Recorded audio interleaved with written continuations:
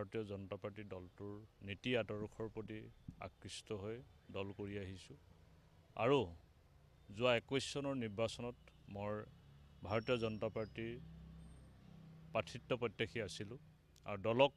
সন্মুখৰ পৰা নেতৃত্ব দি সৰুপথাৰ সমষ্টিত আমি ঘৰে ঘৰে গৈ জনসম্পৰ্ক কৰিছিলোঁ, ৰাইজৰ মাজত সংগঠন কৰিছিলোঁ আৰু সৰুপথাৰ সমষ্টি ৰাইজে জানে যে মই কেনে পৰ্যায়ত কেনেকৈ সংগঠন কৰি 21ৰ নিৰ্বাচনৰ প্ৰাক মুহূৰ্তত সৰুপথাৰ সমষ্টিত ভাৰতীয় জনতা পাৰ্টিৰ যি পৰিৱেশ নিৰ্মাণ কৰাত মোৰ কি অৰিহণা অৱদান এয়া সকলোৱে জানে আৰু মই বহুত ত্যাগ কৰিছোঁ। কিন্তু 21 চনত মই প্ৰাৰ্থী নোপোৱাৰ পাছতো কিন্তু মই ভাৰতীয় জনতা পাৰ্টিৰ নীতি আদৰ্শৰ প্ৰতি সন্মান জনাই সেৱাৰ মনোভাৱে দল কৰি আহিছোঁ। আজি দিনটোলৈকে মই ভাৰতীয় জনতা পাৰ্টিৰ হৈ কাম কৰি আহিছিলোঁ, কিন্তু শেহতীয়াভাৱে বিশেষকৈ যোৱা লোকসভা নিৰ্বাচনৰ পাছৰ পৰা মই অনুভৱ কৰিছোঁ বা সৰুপথাৰ সমষ্টিত এনে এটা পৰিৱেশ সৃষ্টি কৰা হ'ল যে আমাক দলীয় কাম কাজৰ পৰা আঁতৰাই ৰখা হ'ল। দলীয় কৰ্মীক বৰ্তমানৰ বিধায়কজনে মুকলিকৈ দলীয় প্ৰতিখন সভা সমিতিত ক'বলৈ আৰম্ভ কৰিলে যে জীৱন চুতীয়া ভাৰতীয় জনতা পাৰ্টিৰ প্ৰাথমিক সদস্য নহয়, গতিকে কোনো কাৰ্যকৰ্তাই যাতে জীৱন চুতীয়াৰ লগত সম্পৰ্ক নাৰাখে। আনকি যোৱা পঞ্চায়ত নিৰ্বাচনৰ প্ৰাক মুহূৰ্তত তেওঁ দলীয় কাৰ্যকৰ্তাক এনেকৈও কৈছে বা বহু লোকে আমাক অৱগত কৰিছে যে যিসকল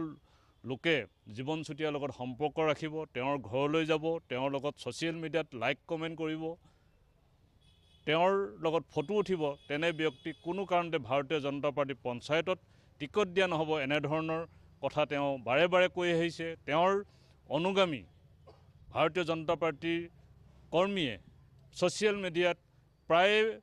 আমাক লৈ ভাৰতীয় জনতা পাৰ্টিৰ সদস্য নহয়, দেশ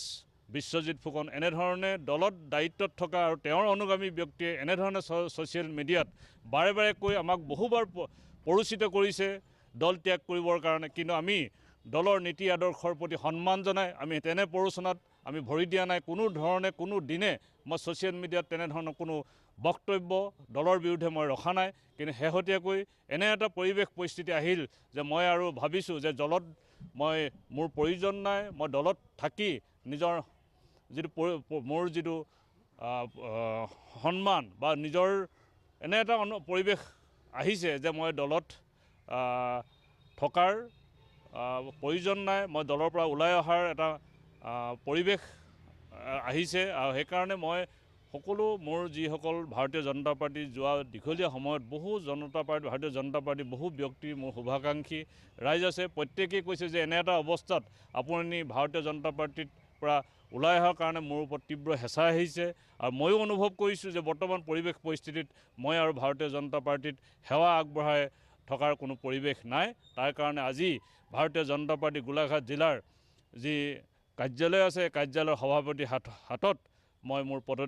দলৰ পৰা অব্যাহতি পত্ৰ মই তেওঁক প্ৰেৰণ কৰিছোঁ আৰু এই পত্ৰ মই সভাপতিলৈও তেওঁৰ হাততে মই জমা দি আহিছোঁ। গতিকে মই এটাই কথা কৈছোঁ যে বৰ্তমান সৰুপথাৰ সমষ্টিত বৰ্তমানৰ বিধায়কজনে যি এটা পৰিৱেশ সৃষ্টি কৰিছে বা আমাক লৈ যেনেধৰণে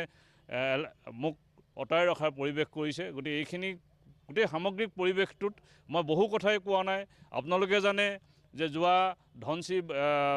বাঢ়নী পানীয়ে সৰুপথাৰ সমষ্টিত বানপানীৰ সময়ত মই যোৱা 10-12 বছৰে ৰাইজৰ লগত সদায় সেৱা কৰিছোঁ, দুৰ্গত ৰাইজক সহায় কৰিছোঁ। তাৰ পাছতো মই যোৱা বানপানীত বান সাহাৰ্য দিওঁতে তেওঁ প্ৰশাসনৰ জৰিয়তে মোক চৌকছ প্ৰদান কৰিছিলে যে মই প্ৰশাসনৰ বিনা অনুমতিত কিয় ৰাইজক সাহাৰ্য দিম। তেনে এটা পৰ্যায়লৈকে যোৱাৰ পাছতো কিন্তু মই দল ত্যাগ কৰা নাছিলোঁ। কিন্তু শেহতীয়াভাৱে মই পৰ্যায়ে দিনে দিনে ভালক চাৰিও বেয়ালৈ গতি কৰিছে। তাৰ কাৰণে মই আজি এই সিদ্ধান্ত ল'বলৈ মই বাধ্য হৈছোঁ।